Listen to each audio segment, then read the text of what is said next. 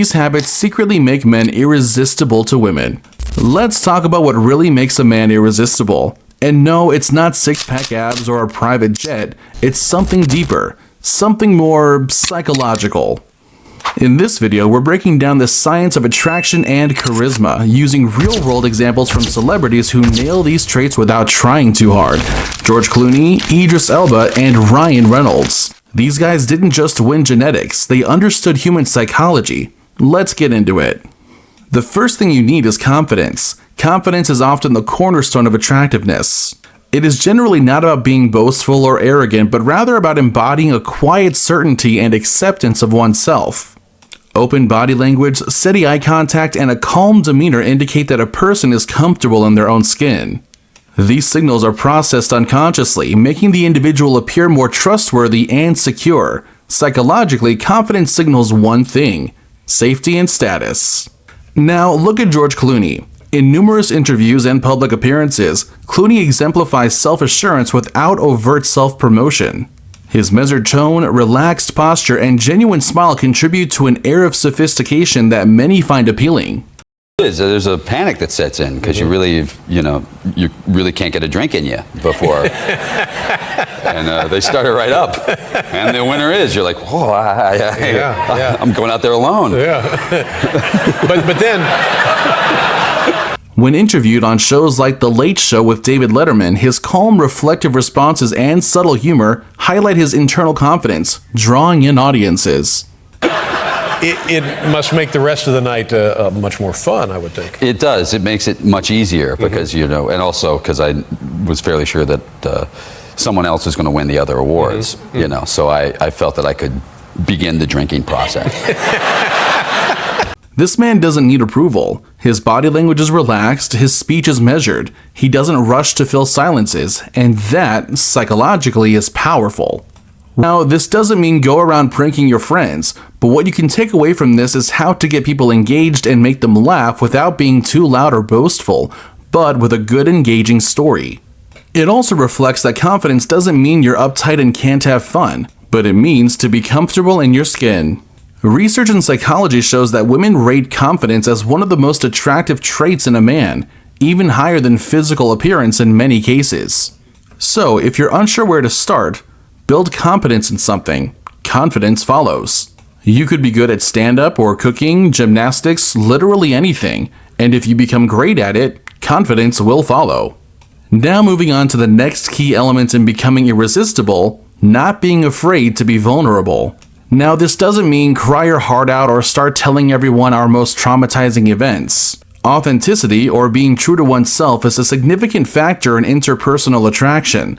When someone expresses vulnerability sincerely, it often invites empathy and deeper emotional connections. Sharing personal stories or challenges can humanize an individual, making them appear more accessible and relatable. Let's bring in Ryan Reynolds. Known for his quick wit and self-deprecating humor, Reynolds often shares personal anecdotes and pokes fun at himself during interviews.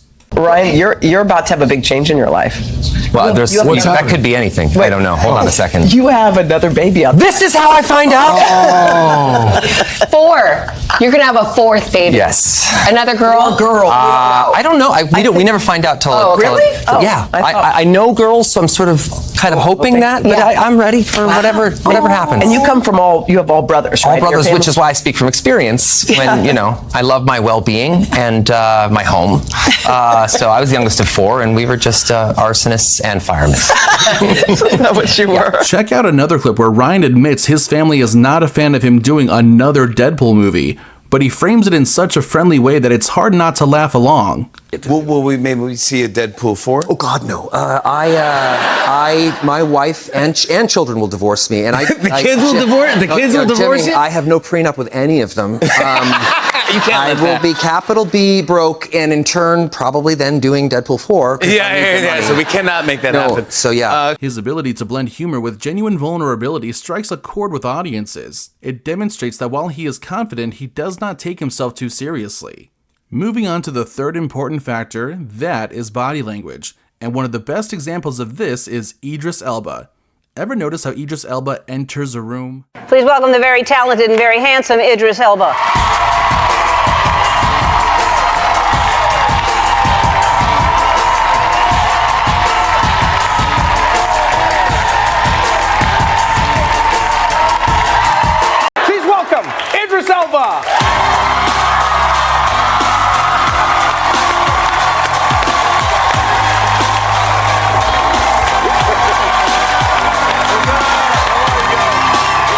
not loud, he doesn't oversell, but you feel his presence.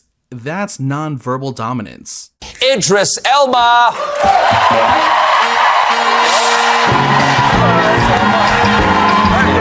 How are you? Come on.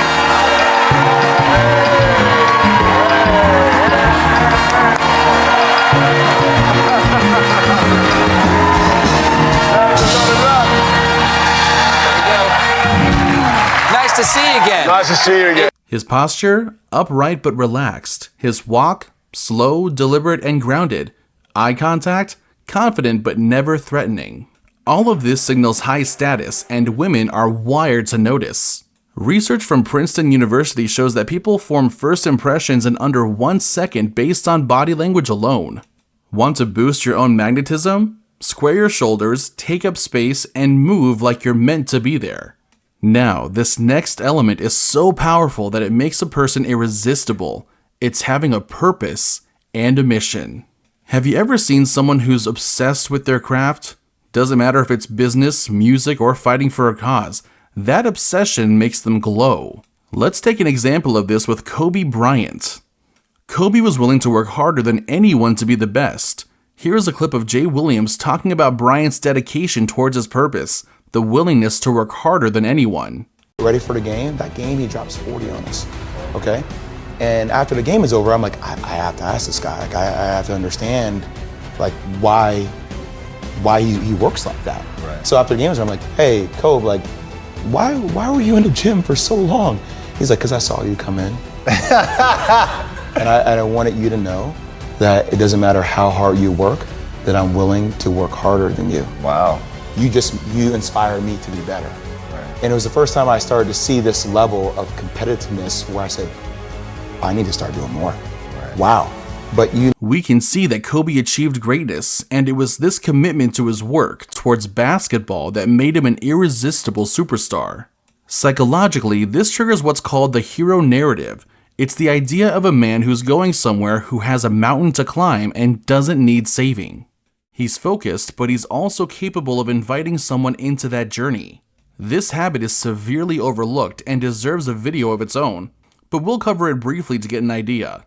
This habit is being non-reactive, a man who can stay calm under pressure, who doesn't emotionally unravel. He's attractive on a neurological level. Why? Because it signals emotional security.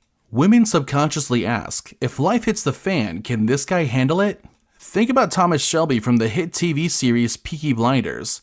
Take this scene, for example. Tom is almost stoic and non-reactive as a gun is pointed at his head, but he is in complete control over his emotions. There are other ways of carrying out this mission. Please allow me put a bullet in this scum tinker's head.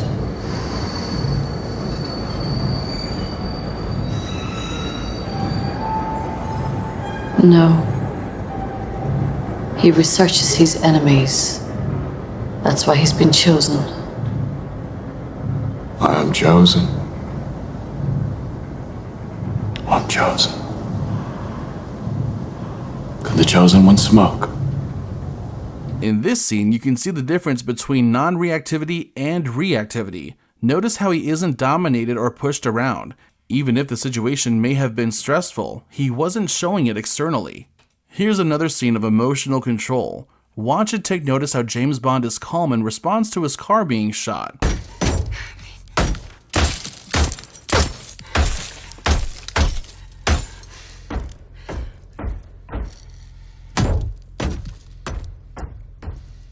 Okay.